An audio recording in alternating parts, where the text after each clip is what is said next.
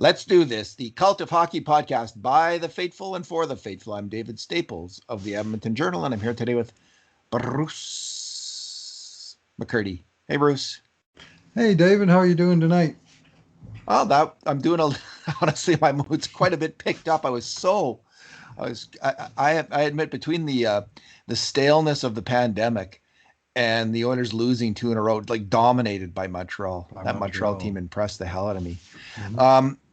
I was a little in a funk a little bit on the weekend, but that really picked up my spirits, that win tonight. Bruce, a 3-1 win in Toronto over the Toronto Maple Leafs, always a sweet thing to happen, Bruce. And because it's a big victory for the Oilers, we're gonna have our usual 2 good things, 2 bad things, and 2 numbers podcast. We're gonna have 2 good things each.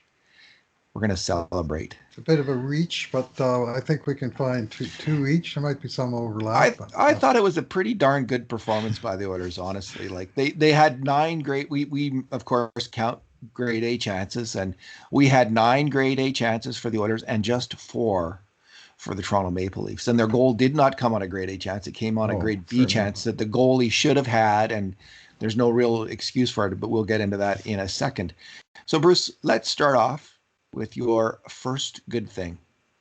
Yeah, well, I'm just going to say this is one of those nights where you're going to want to take the 2 points and get the heck out of Dodge, except for now the Oilers have to stick around Dodge for 2 more days, try and steal 2 more points day after tomorrow. But we'll take that. That's what they call a good road win, right? You don't want to subject your home fans to hockey that's quite as scrappy as that, but it was a very scrappy effort by the Oilers. So credit where due. Let's give them some credit. Yeah, I liked quite a few things about that game. I'm going to single out Adam Larsson as a player, as one who was pretty solid in the defensive zone, and he came up with some key 5 shot blocks, and he had a monster last shift of the game. I didn't look it up, but I'm sure he came on with like just over 2 minutes to go in the third period, and he stayed on and threw the empty net goal, and then there was a timeout, and they put him back out there, and then in the last minute he was just a monster, blocking shots, clearing the zone, getting in the way of everybody, and just being that thwart of a defenseman that you like to have somewhere in your lineup. You know, the guy that's really hard to go around or through or over, just in the way, you know, not necessarily the highest skilled guy, but he's able to get a stick on the puck and he's able to disrupt. He ticked that one pass where Jason Spezza somehow missed the wide open. Yeah. Because Larsson had tipped the pass and Spezza just sort of popped off the very toe of his stick, and it somehow found this little crevice between Koskinen and the post and went right out through and out the other side. That seemed like a tying goal with like 1:20 to go. But anyway, he was paying the price, and he was doing the kind of job that you'd like to see from Larsson. You know, okay with the puck and just a rock on the defensive side of things. Bruce, he learned in New Jersey his nasty defensive habits from Scott Stevens. I recall Larsson saying once, and it's good that he's on the team to pass on some of these habits to Bear, Jones, Bouchard, and the younger Oilers defenseman, because he does play a really nasty game. I was also thinking like I was, you know, as we're watching the game, because we know we're going to do this, I'm thinking, could he be my good thing? And every time that popped in my head, he did make a turnover. So there was a couple flubs with the puck that Adam Larsson did make. But that said, the number of battles that he won, his strong positional play, Bruce, I don't think he's made a major mistake on a grade A chance against since the first game, if I'm not mistaken. Disastrous first game. Disastrous. Well, 2 disastrous plays that were enough of a wake-up call for him, fortunately, which we'll forget long down the road if he continues to play like this. This is the Adam Larsson that we saw in the last couple months of the last season before the playoffs, who was really playing his best hockey as an Oiler. And I it's funny because I noticed on Twitter a lot of people are negative about Adam Larsson right now. And I don't know what it is. Maybe it's just those two opening day gaffes Yeah. are just they're just, people have yet to get over that. That's a real possibility, but I've seen a very solid player. He was the first Oilers defenseman, if you ask me, Bruce, to turn around his defensive game. And gradually, one after another, we're seeing the other ones. I mean, Cuckoo's been good most of the year defensively, but he's not as good. He's not like Adam Larsson, that kind of presence, like that bone crusher kind of guy. So yeah, I'm all in with you on Adam Larsson being a good thing. My good thing is, I like him go as a ahead. pairing.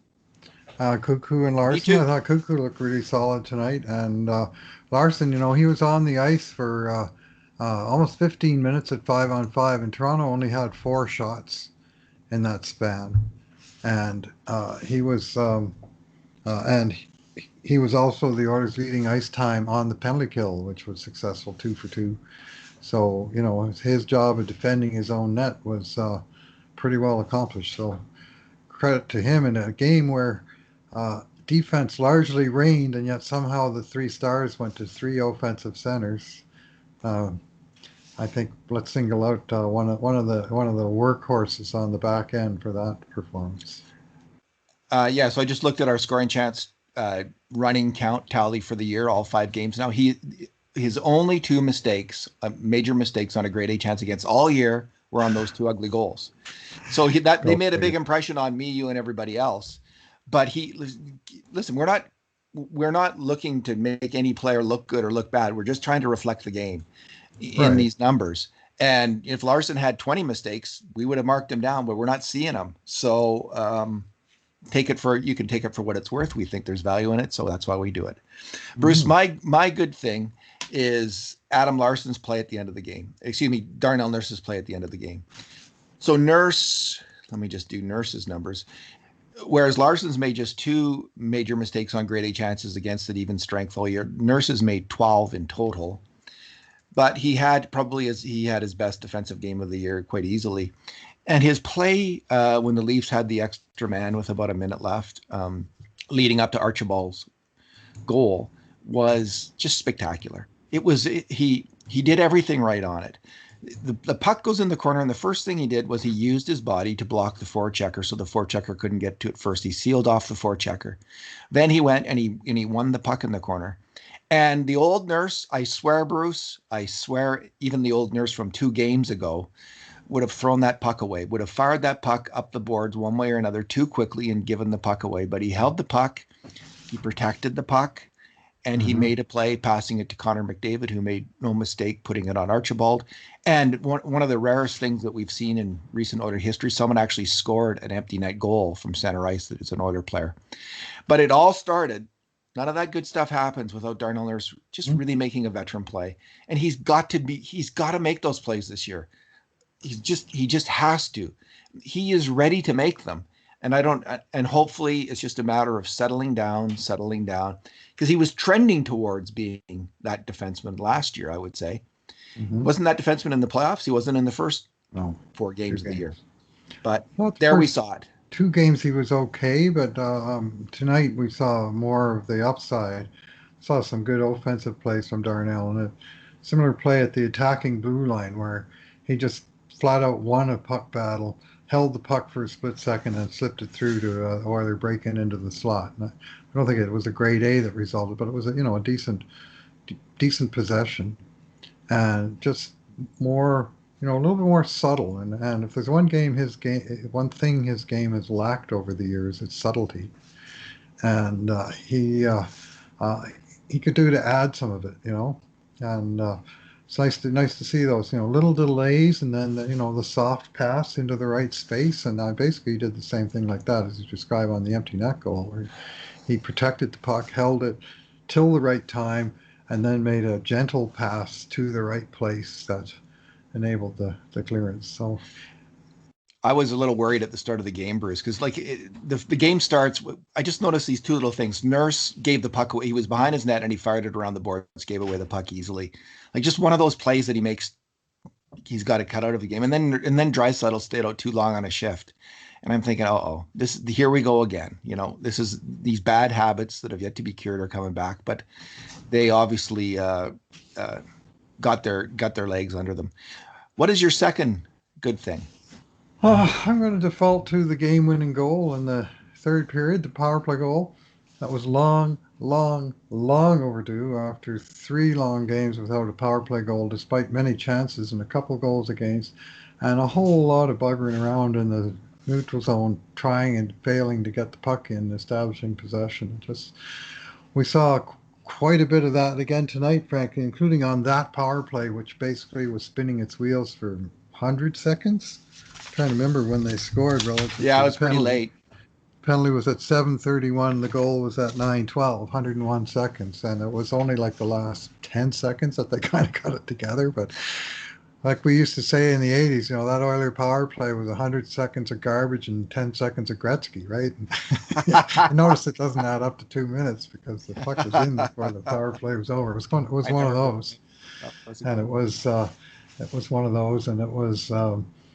But good to see. It was a real nice connection of the Oilers' 3-star forwards, scoring star forwards, and Jesse Puljujärvi doing some good work in the low slot, camping out in front. Puck bounced off him, went to Draisaitl. Draisaitl was going towards the net and buried the shot upstairs. It was just that half chance, and Leon, who's, as I mentioned in the broadcast, he went 4 games at the end of last season without a goal, and 4 more to start this season. That's a long drought for him. So, but if you're going to score your first of the season, the power play game winner in the third period to break open a 1-1 tie in Toronto, it's a pretty good way to do it. Yeah. So, and he did it by, going to the net and jumping on the puck. And it was the exact kind of play I was describing in today's game day about how the Oilers need to generate more goals by going towards the net without the puck and being ready to jump on the chance when it came. And sure enough, so very happy to see Leon score. I liked his game. I liked his defensive game tonight. I liked his hustle on the back check. I liked his defensive stick. I thought Leon had a lot going on in this game, frankly. He did. And, it's funny. That was kind of a Dave Tippett win, eh? I think one of the things so upsetting about the Oilers against Chicago and early in the year was like the Oilers are losing, but they're not losing the way a Dave Tippett team loses Hmm. or wins. And the Dave Tippett teams like just would take the life out of the game. And that's what the Oilers did tonight. Like they played a Tippett game, and Bruce, I Okay. did not mind it in the least. They're probably not too happy in Toronto right now, but we had to watch that game for years. So my Arizona, they win over and over again. Our friend Murdoch Davis, the former publisher of the Journal that lives in the eastern states now. editor, Yeah, yeah. editor. Yeah, okay. He was you would know, he was, he's a diehard Oiler fan, called a hockey fan, but he was unable to watch this game due to blackout. So he inquired as to how the game was going, and I said, Murdoch, some hockey games are like painting a Rembrandt, and this one's like painting the bathroom. It was Indeed. not a pretty sight. Well, that segues into my other good thing, Bruce, because it was the fourth line that stood out to me. Hmm. Not anything fancy, but the Oilers finally have a truly functional line where all the parts work together, and the sum of the parts is greater than the whole. Is that the expression? The sum of the parts is The whole greater is than the greater than the sum of the sum of the parts. parts. Yeah, I had it backwards. That's exactly it. So you have players, Devon Shore, Josh, Archibald, and Alex Chason. In some ways, they're all kind of marginal NHL players. I Mhm. mean, Shore and Archibald ended up on the Oilers after pretty much no one wanted them, and Chase, all three of them, right? Chason Yeah, was on a PTO, he so it's was. the PTO line, pretty much.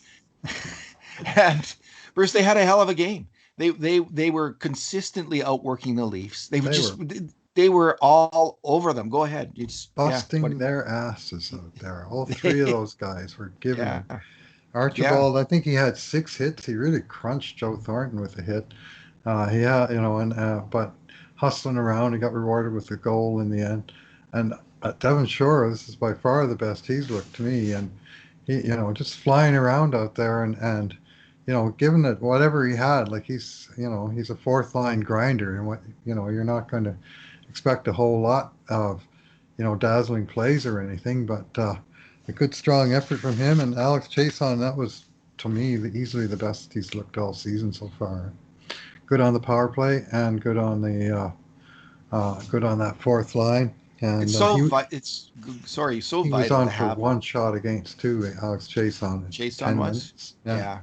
So vital to have that line you can send out there. It's not one of your top two lines that can actually put some energy for your team into the game, get some zone time in the other team's end, forecheck, win battles. And it's if this line keeps playing like this, Bruce, sure it could be the third line very Oh, quickly because the third line, I think it probably was the third line tonight, and the Oilers' purported third line of Nygaard, Turris, and Puljujarvi um, still aren't getting it done, but we'll get to that in just a second. But that line, I mean, Shore could be your third line center before too long if he keeps playing like that. He's very fast, mm-hmm. fast-ish, I should say, and I like that about him. And he's got some skill. He keeps hustling like that. Is he ever hustling? Mm-hmm. And you get a fast player who hustles, who's got some size. He can be a fourth line NHLer on a team. So good for Devon Shore. He's really impressed me.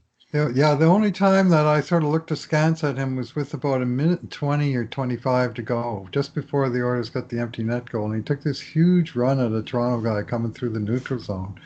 And I thought that was so close that he could have tripped him and then they'd be two men short for 80 seconds, and it sort of seemed kamikaze and almost unnecessary, but in the end he got away with it. They didn't call anything and he kind of disrupted the play. But that was the only time, and it wasn't for any kind of lack of effort. I mean, he was pell-mell for the puck. It was the whole thing. So it's We it's might get hard to be too critical.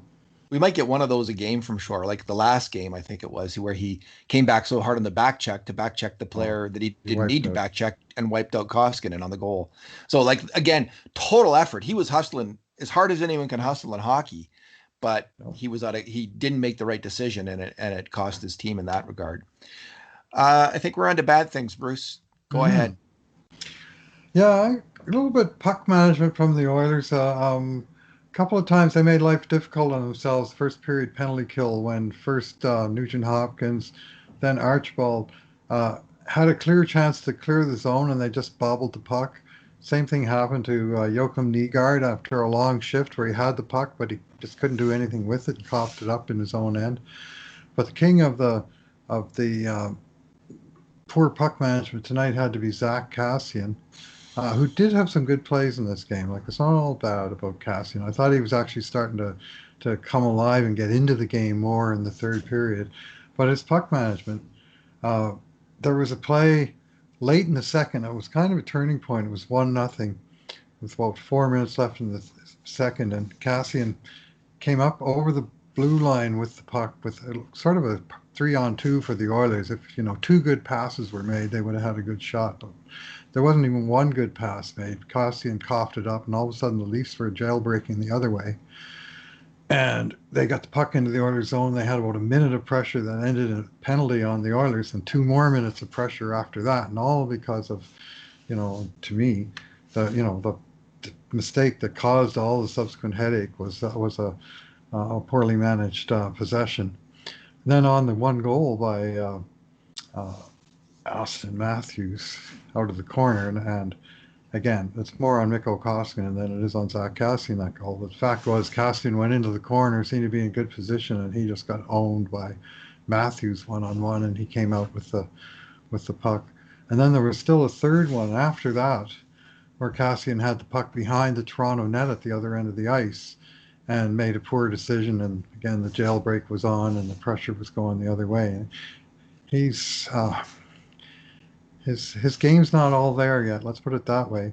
But I did think he was coming on. He was very unlucky to hit the crossbar on a great 2-on-1 with McDavid in the late going, and he was skating okay. And I think he was in the game. And just a couple of these either poor decisions or poor executions and turnovers in bad spots. That's something that the Oilers as a team really want to clean up. And in large part, they did for much of this game. But they had their moments, and Zach had more than anyone else. Cassian did have a moment or two in his own zone where he controlled it rather nicely, and instead of just getting rid of it too fast, he controlled it, and understood that he could have some time and space, and took that and made a play. Mm-hmm. So you're right, there was some good there as well. On the goal, I mean, just hit Matthews. I mean, this is the difference between Nurse on the last play of the game, where Nurse first shielded off the player. That's all Kassian had to do. Take the body on Matthews, so he can't. No matter what happens, even if he pops the puck off your stick, you've still taken him out of the play. And instead, he just went straight for the puck, and it was just, Craig Simpson said it well. Sometimes the Oilers are too aggressive, like they're trying to do it too fast. Mm-hmm. And he was right. He showed a good highlight of Nurse in that situation where he got beat by Marner, and that was Kassian there. He just rushed to the puck instead of thinking and making the right fundamental play. So easy. Hockey happens so fast, of course. It does. Hockey happens fast. So it's really brutal. When you're playing it, it's such a brutal game because we can pick it apart when we're watching it in slow-mo. But man, I feel sorry. I don't feel they make a lot of money playing this game, but it's not an easy game at any level. Bruce, my bad thing is Kyle Turris. I don't want to be unkind, but has he won a physical puck battle all year long? I'm not seeing it yet, Bruce. This player, he has a good reputation. He's had success in other cities. He's only 31. He's at the start of a year where he's been off hockey for a long time. So I'll just say that. But what we're seeing so far isn't close to enough. And that line needs him. They need him to be the leader on that line. Puljujarvi is an extremely inconsistent player right now. He shows flashes, but he also just shows like, what are you doing out there? And John Shannon mentioned on Oilers Now, Puljujarvi's got to start taking the body. He definitely does. Like he's got to play the Drew Shore game, Devon Shore game, excuse me. Get in there on the forecheck as fast as you can and hit, hustle, make a play. And he does that some of the time, but he can't be counted on to carry the puck up the ice at the NHL level right now. Like that's not yet where he's at, unfortunately. And he may never get there, but right now he needs to play with a center who's getting it done. And Turris isn't that close to getting it done. Unfortunately, I'm not seeing a player who's much better than Riley Sheahan, honestly, at this point at even strength. So it's still early. He's got lots of time, but Turris has got to dig in and raise his work rate. And it's kind of a solution for anyone in a slump, but that's what he's in. He's not making plays. Make some plays. The third member of the line, Nygaard, is okay. He's hustling at least. But they both Puljujarvi and Nygaard need that veteran NHL center to be that player and lead that line. Yeah, well, that line, the three of them, Turris, 0 shot attempts, Nygaard, 1 shot attempt, which was on goal, Puljujarvi, 0 shot attempts. And that's, averaging about 10 minutes of even strength ice time for the three of them. And they, at least tonight, they defended okay. They didn't give up much. And in fact, when Turris was out there, the Leafs only had 1 shot. So it was his part of the game was a chunk of the larger game where everyone seemed to be spinning their wheels on both teams. And so not a hell of a lot happened. I mean, the whole first 2 periods were like that, really. There was that one shift, Bruce, where the Matthews line was out there against Turris's line. Do you remember that shift? So they only had one. Campbell looked at in the intermission. I didn't watch that part, but I didn't watch the intermission. But they might have been because it was pretty notable because they had the Matthews line out there against the Turris line. And I just, after that thing, I thought there's no way the Oilers can win this game because the coach Keefe can just put that line out there against Turris's line every time and they're going to eat them alive. Mm-hmm. Didn't seem to happen again though. So there was maybe just 1 shot, but that was a deadly, harrowing moment for an Oiler fan because it looked like they were going to score for sure. And they just somehow avoided it. Maybe they all kind of held their position, but I thought I noticed a little bit of running around between the forwards there as well on that shift. So maybe just the 1 shot against, but that was a scary, scary moment for the Oilers. They were tired. Nygaard did get a chance to clear it and he coughed it up, which didn't help. And Yeah, then they kind of held their position in the middle of the ice and collapsed into the home plate area a little bit. yeah, And so Toronto had possession for uncomfortable amount of time, and the guys are pretty gassed, but they really didn't give up at the middle of the ice. So there's that. fair enough. Doesn't always have to be pretty, I guess. I'd be interested to hear Dave Tippett's analysis of that shift. I heard Cassie Campbell's, and I found myself nodding in agreement. What did she say? She said there are times that I wonder. I watch the Oilers and I don't know what system they're playing. Well, I thought I noticed Turris wandering, Yeah, well, there seemed to be some confusion. Who's going to cover the slot? Who's they, going to cover down low? Like, come on, guys. yeah, well, this is Good where comment, Mike. unfamiliarity. Yeah, no, I thought her comment was on the mark, but Dave Tippett, the guy that's telling them what the system is, he might have a different take on it, but it sure looked like they were chasing and the Leafs were pushing the agenda at that point in time. But as you'd expect, I mean, Austin Matthews against Kyle Turris, that's not a real good match for the Oilers. Frankly, the shoreline that got a couple of shifts against Tavares, they did actually pretty good in a battle against the Tufts. Yeah, they did. I agree. That's why they're my good thing. One of the reasons. All right, Bruce, your number. I'm going to go with 1 and 0. And 1 is the number of what we counted even strength chances by Toronto in the game. Um, uh, there was a lot of sort of peripheral near the first grade A chances. Frankly, the one we did count was fairly marginal. It was one where Zach Cassian kind of lost Morgan Riley on a. He was back in position and it was a 3-on-3, but he kind of lost his man and Riley got a decent shot from one-time shot from the face-off circle, but that was it wasn't like a plus plus plus chance. And otherwise, Toronto got three in a row on that one power play late in the second period, and that was it. We had none at all in the third period. They got the goal on a non-chance, and then they just weren't able to generate any more. So, And and there's then the zero is the sixth defenseman for the Oilers at even strength. None of them was made any mistake on a scoring chance. I mean, we only had the one mistake recorded by Cassian at even strength. So the defense did their job on the defensive side of the puck.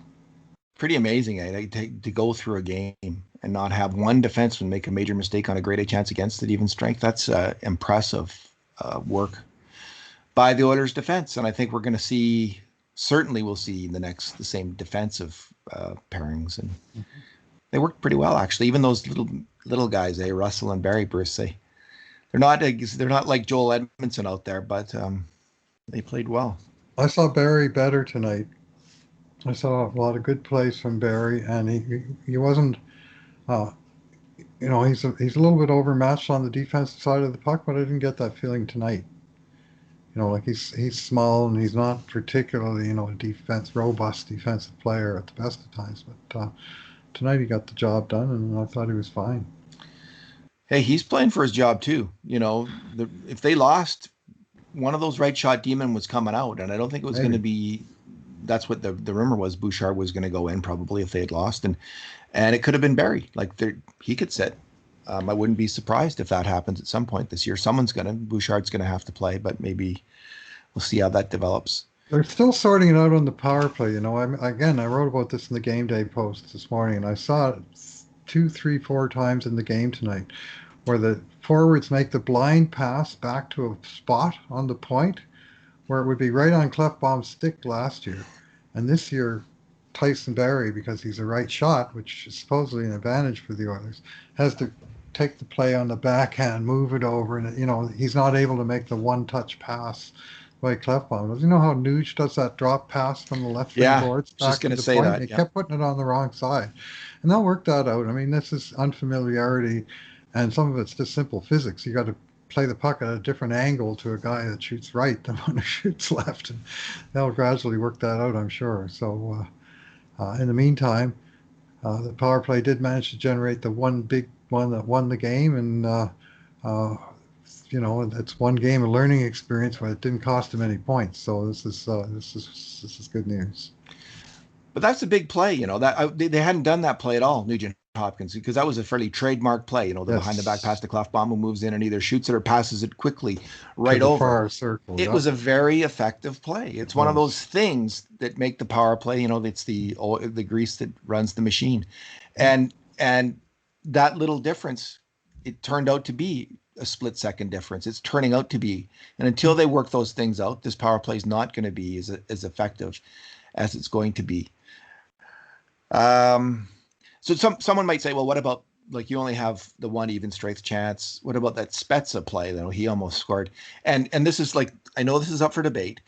We've looked at this over the years many times, and there's a big question. Should you count shots that miss the net as a scoring chance or not? And there's two schools of thought in hockey.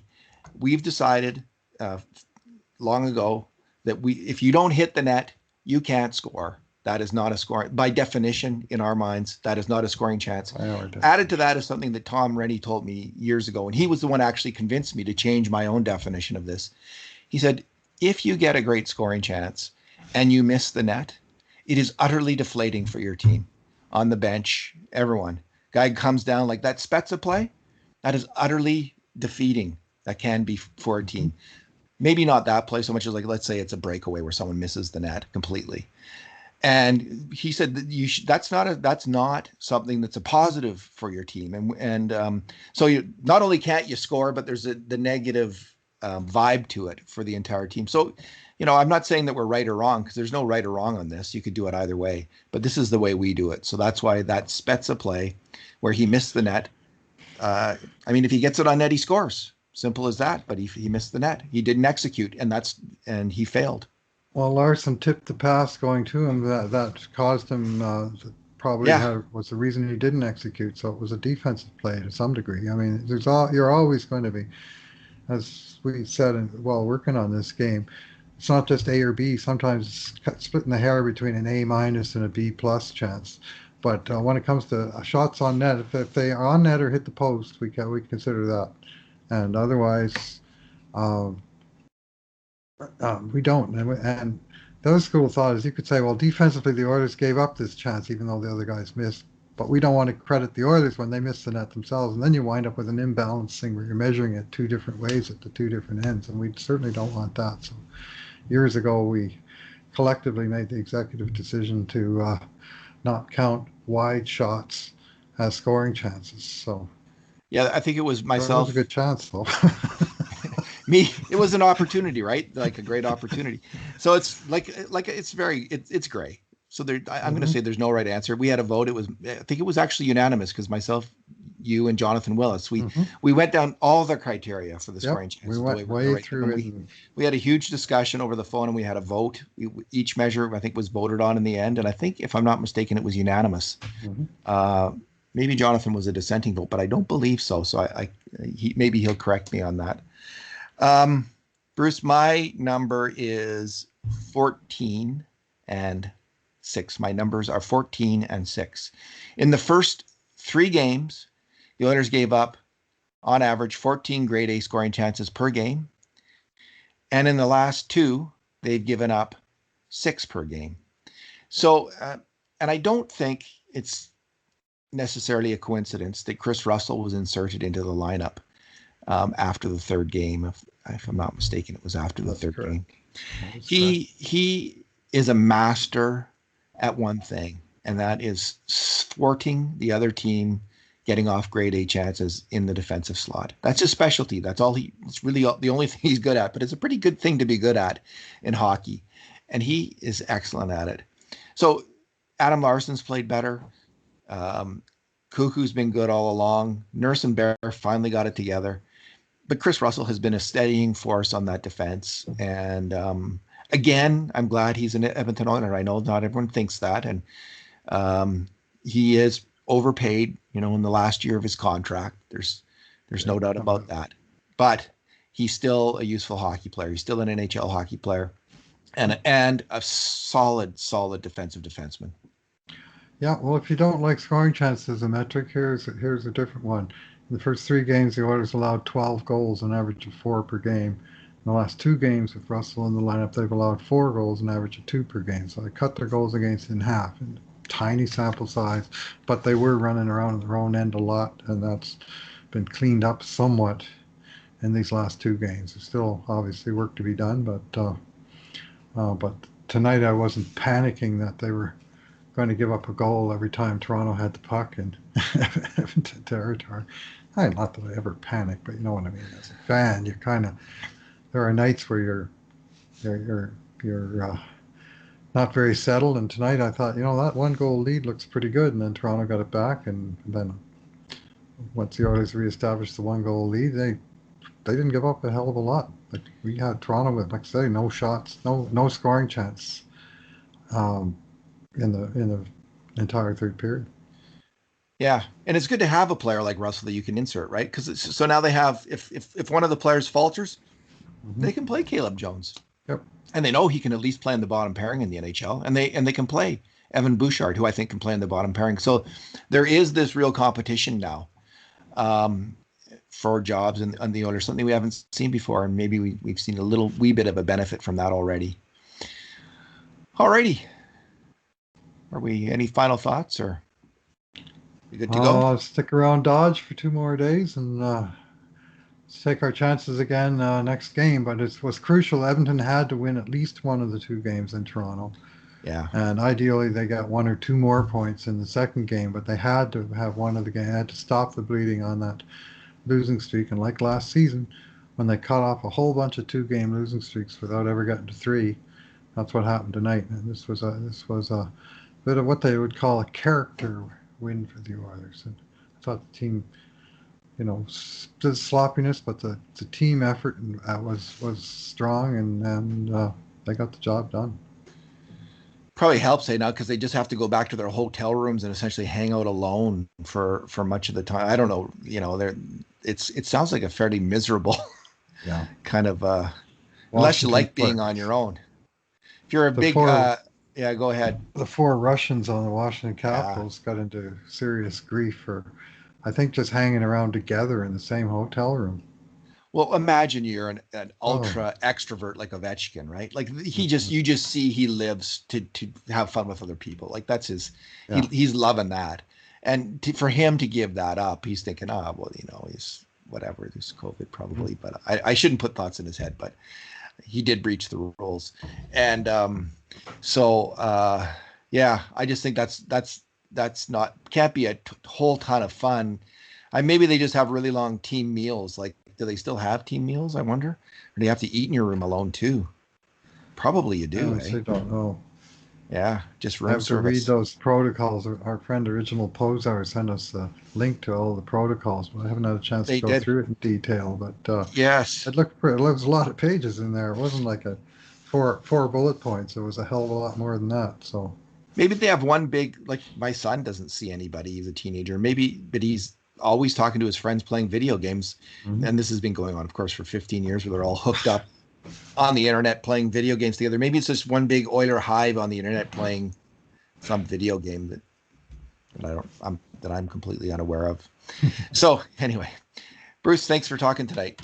Yeah, thanks for listening, everyone. And in the meantime, and in between times, this has been another edition of the Cult of Hockey podcast.